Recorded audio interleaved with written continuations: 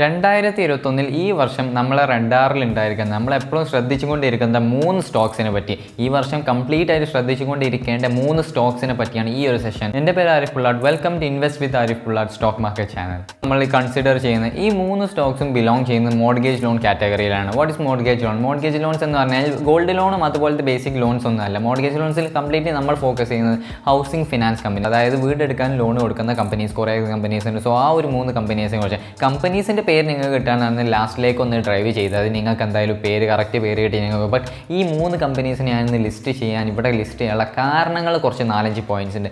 അതറിഞ്ഞു കഴിഞ്ഞാൽ നിങ്ങൾ അത്യാവശ്യം നല്ലൊരു ഇൻവെസ്റ്റർ ആവുള്ളൂ. നല്ല ഇൻവെസ്റ്റർ ആവാനായി വൈ എന്നൊരു റീസൺ ആൻസർ കിട്ടണം, എന്നാലേ ആവാൻ പറ്റുള്ളൂ. സോ കംപ്ലീറ്റ് ആയിട്ട് വീഡിയോ. ഇന്ത്യയിലെ ഹൗസിംഗ് ഫൈനാൻസ് കമ്പനീസ് മെയിനായിട്ട് ഫോക്കസ് ചെയ്യുന്നത് പുതിയ ഹൗസിംഗ് ലോൺസ് ഉണ്ടാക്കാൻ, പുതിയ കസ്റ്റമേഴ്സിനെ ഉണ്ടാക്കിയെടുക്കാൻ അത് ഫോക്കസ് ചെയ്യുന്നത്. അതുകൊണ്ടാണ് വളരെ നല്ല 3 സപ്പോർട്ടിംഗ് പാരാമീറ്റേഴ്സ് ആണ് ഇതിൽ. First covid surges. ഇതുപോലത്തെ ഒരു സിറ്റുവേഷൻ വന്നു കഴിഞ്ഞാൽ ബാക്കിയുള്ള മോർഗേജ് ലോൺസ്, അതായത് ഗോൾഡ് ലോൺ എന്ത് തന്നെയാണെങ്കിലും കൂടുതൽ ഇത്രയും അധികം സെക്യൂരിറ്റീസ് ഇല്ല.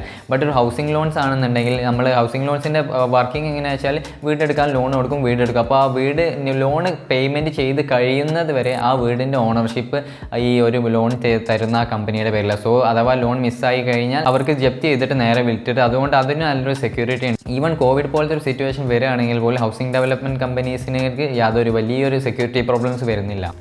രണ്ടാമത്തെ സപ്പോർട്ടിംഗ് പോയിൻ്റാണ് അർബനൈസേഷൻ. അർബനൈസേഷൻ എന്ന് പറഞ്ഞാൽ ഇപ്പോഴത്തെ പുതിയ യൂത്തിന്, നമ്മളെപ്പോലത്തെ യൂത്തിന്, ഇപ്പോഴത്തെ പുതിയ ജനറേഷന് ആയി വരുന്ന ഒരു സിമ്പിൾ ആറ്റിറ്റ്യൂഡാണ് ന്യൂക്ലിയർ ഫാമിലീസ്. ന്യൂക്ലിയർ ഫാമിലീസ് എന്ന് പറഞ്ഞാൽ പണ്ടൊക്കെ നമ്മൾ ജോയിൻറ്റ് ഫാമിലീസ് ആയിരുന്നു, എല്ലാവരും കൂടി ഒരു വലിയ തറവാട്ടിൽ വീട്ടിലേക്കായിരുന്നു. കേരളത്തിൽ ന്യൂക്ലിയർ ഫാമിലീസ് കൂടുതൽ വരുന്നില്ല എന്നുണ്ടെങ്കിൽ നമ്മൾ ഷെയർ മാർക്കറ്റിൽ നോക്കുമ്പോൾ ഓവറോൾ ഇന്ത്യയിൽ നോക്കുകയാണെന്നുണ്ടെങ്കിൽ ന്യൂക്ലിയർ ഫാമിലീസ് ഭയങ്കരമായിട്ട് ബൂം ചെയ്തുകൊണ്ടിരിക്കും, ഇനിയും ബൂം ചെയ്തുകൊണ്ടിരിക്കും. അപ്പോൾ അർബനൈസേഷൻ്റെ കാരണം കൊണ്ട് തന്നെ ഹൗസിംഗ് ഡിമാൻഡിന് വളരെ കൂടുതലുണ്ടാവും. അതുകൊണ്ട് ഇത്രയും വലിയൊരു എമൗണ്ട് എന്തായാലും കൊടുക്കാൻ ആൾ കയ്യിലാവും. സോ ഡെഫിനറ്റ്ലി ലോൺ തന്നെ ആയിരിക്കും ആകെയുള്ളൊരു ഓപ്ഷൻ.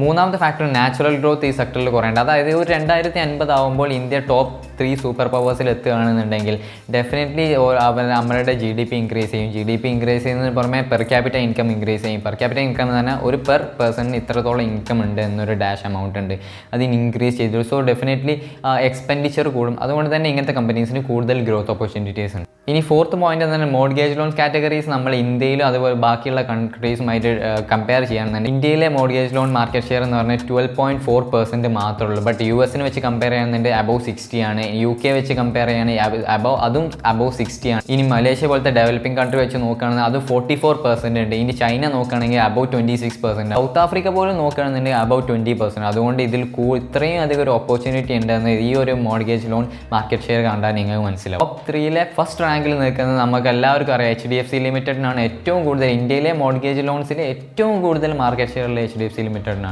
സോ ഡെഫിനറ്റ്ലി എന്തായാലും അതിൻ്റെ ഗ്രോത്ത് പൊട്ടൻഷ്യൽ HDFC ലിമിറ്റഡിൽ കാണും. സെക്കൻഡ് റാങ്ക് വരുന്ന LIC ഹൗസിംഗ് ഫൈനാൻസ്. ഇതും വളരെ സ്ട്രോങ് കമ്പനിയാണ്. ഈ വളരെ നന്നായി ബൂം ചെയ്തുകൊണ്ടിരിക്കുന്ന കമ്പനീസുകളിൽ ഒന്ന് തന്നെ. മൂന്നാമത്തെ കമ്പനിയാണ് ആവാസ് ഫൈനാൻഷ്യൽ. ആവാസ് ഫൈനാൻഷ്യൽസ് നമ്മൾ അഫോർഡബിൾ ഹൗസിങ്ങിൻ്റെ ഒരു രീതിയിലാണ് ആവാസ് ഫൈനാൻഷ്യൽസ് പോകുന്നത്. That's all. ഈ ഒരു സെഷനിലൂടെ കുറേ വാല്യൂസ് കിട്ടിയത് കൊണ്ട് തന്നെ ലൈക്ക് ചെയ്യുക, അതുപോലെ സബ്സ്ക്രൈബ് ചെയ്ത് ബെൽ ബട്ടൺ അമർത്തി പിടിക്കും. എങ്കിൽ ഇതുപോലത്തെ വാല്യൂസ് ഇനിയും ഞാൻ തന്നുകൊണ്ടേയിരിക്കും. അതുകൊണ്ട് that's all. Thank you for learning with me.